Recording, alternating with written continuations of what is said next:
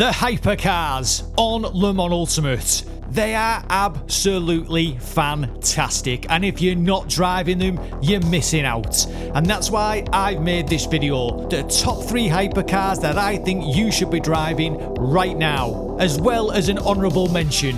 When I got comments like this on my GT3 top 3, I couldn't help but feel inspired. I felt pumped. I wanted to make the hypercar video, so here it is. As with the GT3s, I tested these cars in a practice session with the same track, weather and the default setup, so it's all as balanced as it can be. But as before, it's only my opinion. Right, number 3, and this is the Cadillac. A car that looks like it was styled by people who were told make it fast, make it loud and make sure everybody else feels intimidated, and they absolutely did it. The first thing that you're going to notice about this car is the noise. Oh my god, it's awesome. It doesn't sound like a hybrid prototype. It sounds like a thunderstorm trying to escape from a metal box. Every time you touch the throttle, the whole car bellows like when my mum used to shout at me, which frankly is brilliant. But here's the surprise, for something this loud, this angry, this Cadillac is actually a joy to drive. It's pointy, it's playful, it's like a hypercar that's had 3 espressos and is now very excited to show you its new trick. When you turn the wheel, it does what you want it to do, no dramas, no tantrums, no oh dear I appear to be facing backwards again. It's predictable, it's trustworthy, it's the sort of car you'd take home to meet your mum, if your mum had any idea about cars whatsoever. And that's why it's number 3. Not because it's the fastest, not because it's the cleverest, but because it's the one that makes you grin like an idiot every single time you drive it. It's loud, it's fun, and it's friendly. And honestly, I trust it more than I trust half the people I've raced against online. But what about the lap time? Will you at least be competitive whilst you're having so much fun? Well, the best that I could manage in the Cadillac was a 1 minute 32.176. I think there was a 131 in there, but I just couldn't extract it in this run, but I'll keep trying. Number 2 is the Toyota. Now look, I know, it's not exactly the poster car of the hypercar world. It's a bit, well, plain. Like someone designed it on a Friday afternoon and said, yeah, that'll do. And I know that we're still waiting for 397 to update it to the prettier 2026 model, which at this point feels we're probably going to have that at the same time we get Half-Life 3. But anyway, the moment you drive this car, all of that disappears because the brakes on this thing are absolutely outrageous. When you hit the pedal, it stops so hard you can leave your organs behind you. And it's fast as well, it's properly fast. Within 4 laps, I was lapping faster than I was in the Cadillac. It's the kind of fast where you start questioning whether the balance of performance police are actually awake. It turns in, it behaves. When you push it, it behaves. Mid-corner, the steering does go, well, a little bit dead. Like it's taken a short holiday, but once it comes back, the whole car, it just works. You can absolutely wring its neck. You can bully it, you can throw it at corners like you're trying to scare it, and it just shrugs at you and says, yeah, go on then. And that's why it's number 2. It's not the prettiest, it's not the most talkative, but if you want a car that delivers lap time without drama, a car that you can trust every single lap, then the Toyota is your weapon.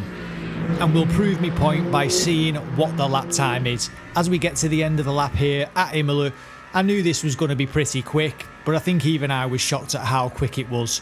As we crossed the line, we managed to do a 1 minute 31.837. Fantastic little car to drive.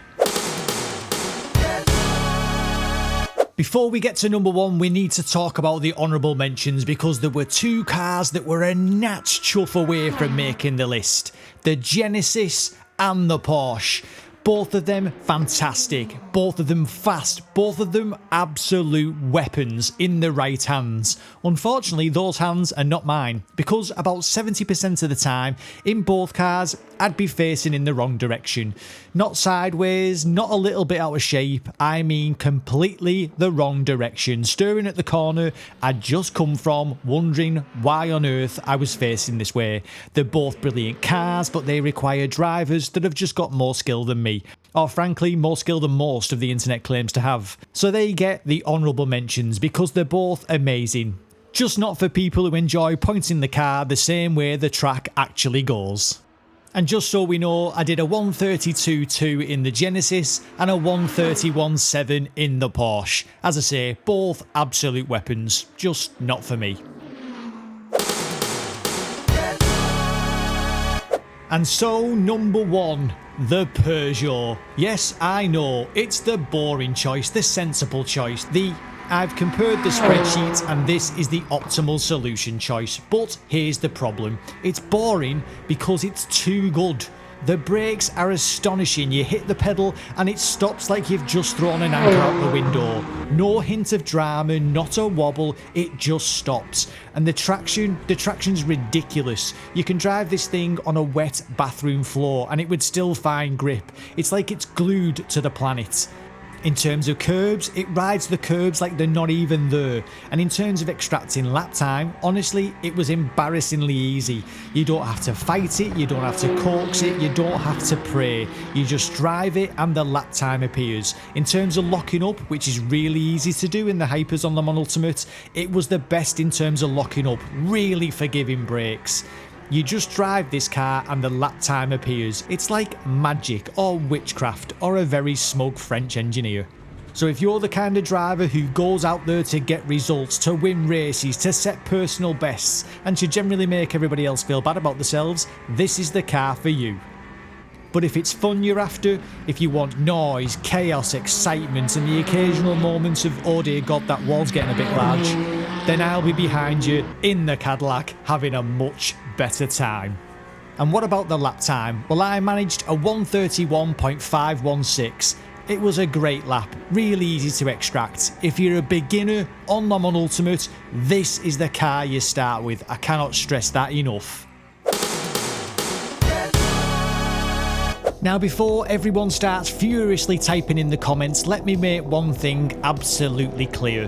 This was not a scientific test. There were no clipboards, no engineers, no wind tunnels, and there were certainly no men in white coats taking notes. This isn't a magical guide to winning races, improving your safety rating, or to make you the fastest thing on the server. It's entertainment, that was all. I'm here because I race for fun. For the noise, for the chaos, for the occasional moments of brilliance, and the frequent moments of stupidity from myself. I'm here for a laugh. And if you learn something from me, then honestly, nobody's as surprised by that as I am. As always, I hope you've enjoyed the video. I've been the Reverend. Thank you very much for watching.